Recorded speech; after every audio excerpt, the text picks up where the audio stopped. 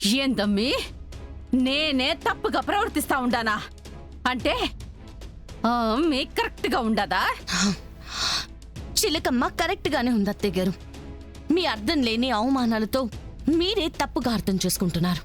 నేను తప్పుగా అర్థం చేసుకోవడం కాదమ్మీ, చిట్ట ఇండ్ల మీద పడి బతికే వాళ్ళ బతుకులోనే తప్పుడు ఆలోచనలు ఉంటాయి. ఇట్ట డబ్బును మగాళ్ళని వల్లో వేసుకుని దయచేసి చిలకమ్మ గురించి తప్పుగా మాట్లాడకండి. చిలకమ్మ ఏ తప్పుడు ఉద్దేశంతో ఇంట్లో లేదు. చిన్నప్పటి నుంచి ఏదో చూసి పెరిగినట్టు అంత కరెక్ట్ గా చెప్తా ఉండావు. అవును, చూసే పెరిగా, అందుకే చెప్తున్నా. ప్రాణం పోయినా మీరంటున్న తప్పు చెయ్యదు చిలకమ్మ. అంత ఖచ్చితంగా ఎలా చెప్తున్నావే? ఎలా అంటే ఈవిడ దాత్రి దాత్రి దాత్రి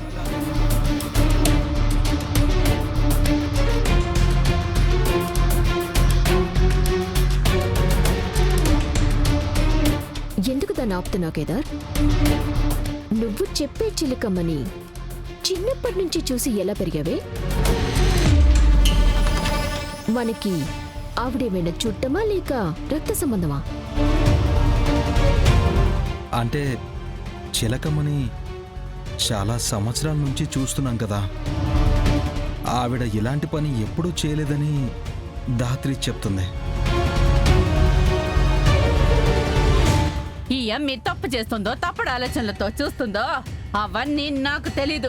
చిలకమ్మ ఈ ఇంట్లో ఉండడానికి వీల్లేదు.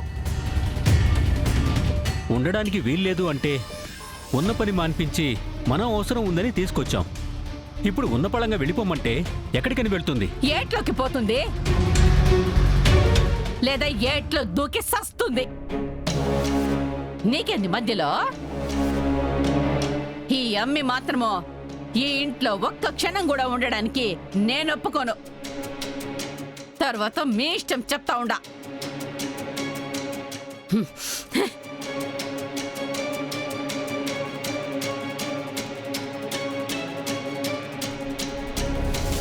జగదాత్రి, మరి వెంటనే వెళ్లాల్సిన అవసరమేం లేదులే.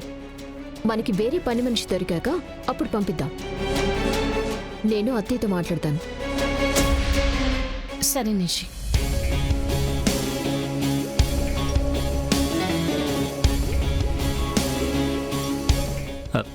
చిలకమ్మ, నా భార్య తరపున నేను క్షమాపణ చెప్తున్నాను. అయ్యో, ప్రతిదాన్ని అనుమానించడం దానికి అలవాటే.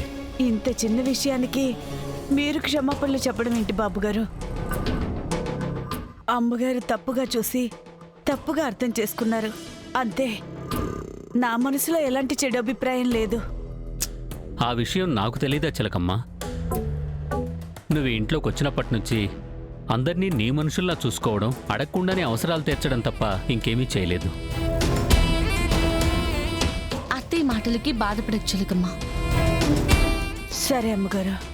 సరేమ్మా, నువ్వు వంట చేస్తున్నట్టున్నావు కదా, వెళ్ళి ఆ పని కానివ్వు. చిలకమ్మ, నువ్వు వెళ్ళి టాబ్లెట్ తీసుకురాపో. సరే బాబుగారు.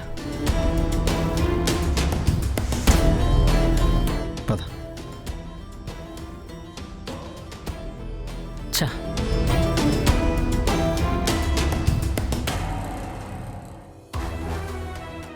ఏం చేస్తున్నారు అత్తయ్య?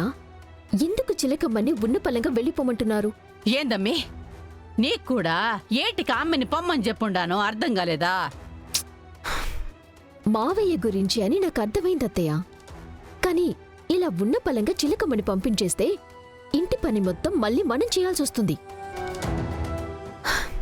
ఆ పని నుంచి తప్పించుకోవాలని కదా మనం ప్రెగ్నెన్సీ డ్రామా ఆడింది. అప్పుడు మనం ఎంత కష్టపడ్డామో అప్పుడే మర్చిపోయారా? ఏ కష్టాల కంటే ఆ కష్టమే నయమమ్మీ. అయినా నా బాధ ఎవరికి అర్థం కాదు. ఇట్లాంటి కష్టం నీకు కూడా వచ్చుంటే అప్పుడు నీకు బాగా అర్థం అవుతుందమ్మీ. చిచి,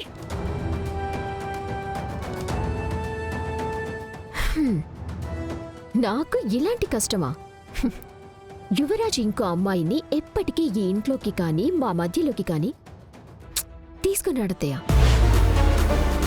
నాకు బాగా తెలుసు.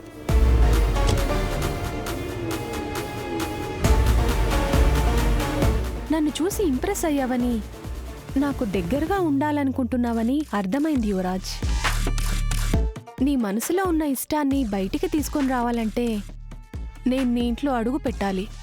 నువ్వు నా వలలో పడి నేను చెప్పినట్టు వినాలంటే ముందు నిషికాకి మెల్లగా దూరం అవ్వాలి.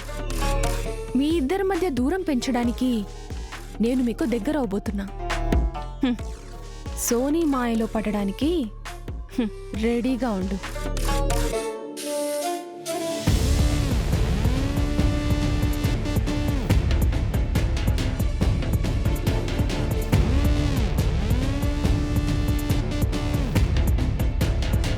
ఇంట్లో అందర్నీ కలిశాను. ఎవ్వరికీ నా మీద అనుమానం రాలేదు. యువరాజ్ నా వల్లో పడే వరకు ఈ ఇంట్లో ఉన్న జగదాత్రి కంట్లో పడద్దని దివ్యాంక గారు మరీ మరీ చెప్పారు. ఇవాళ కూడా జగదాత్రి కంట పడకుండా వచ్చిన పని చేసుకొని వెళ్ళిపోవాలి. ఇల్లు బానే ఉంది. కుదిరితే ఇది కూడా యువరాజ్ చేత రాయించుకోవాలి.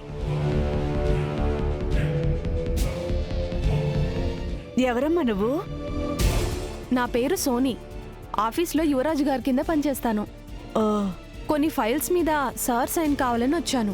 ఓ కూర్చోమ్మా, యువరాజ్ బాబుని పిలుస్తాను. సార్ని ఎందుకండి పిలవడం?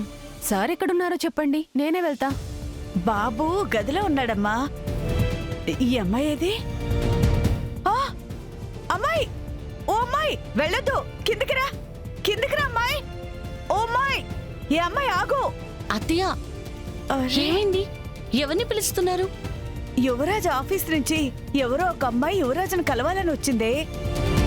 యువరాజ్ గదిలో ఉన్నాడని చెప్పగానే వెళ్ళొద్దని చెప్పేలోపు పైకెళ్ళిపోయింది. ఆఫీస్ అమ్మాయి ఈ టైంలో ఎందుకు ఇంటికొచ్చింది? అడిగితే ఏదో ఫైల్స్ మీద సంతకాలు పెట్టాలని చెప్పింది కేదార్. ఈ టైంలో అంత అర్జెంటుగా సైన్ చేయాల్సిన ఫైల్స్ ఏం ఉంటాయి? ఏమైనా ఉన్నా అక్క ఆఫీస్ ఎంప్లాయీస్ని ఇంటి వరకు రావద్దని చెప్పింది కదా. వీడేంటి నేరుగా బెడ్రూమ్ వరకు తీసుకొచ్చాడు?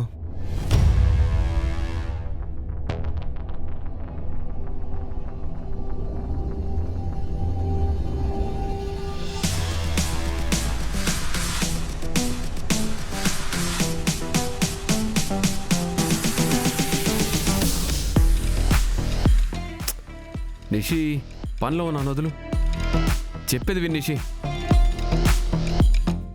ఇవి నిషి చేతులు కాదే. ఎవరిది? కనుక్కోండి సార్, చూద్దాం. సోనీ? వావ్, మీరు సూపర్ సార్. సోనీ? టచ్తో నిషి గారు కాదని గుర్తుపట్టగానే మ్యామ్ మీద మీకున్న ప్రేమ చూసి బాధేసింది. కానీ నా గొంతు విని గుర్తుపట్టగానే ఎంత హ్యాపీ అనిపించిందో తెలుసా? ఏంటి, గొంతు గుర్తుపట్టినందుకే హ్యాపీ అయ్యావా? అమ్మాయిలం సార్, మావన్నీ చిన్న చిన్న ఆనందాలే కదా. నా వాళ్ళు నా కోసం చేసే చిన్న పని కూడా నాకు చాలా హ్యాపీనెస్ ఇస్తుంది సార్. ఏంటో ఈ మధ్య నా హ్యాపీనెస్కి కారణం మీరే అవుతున్నారు.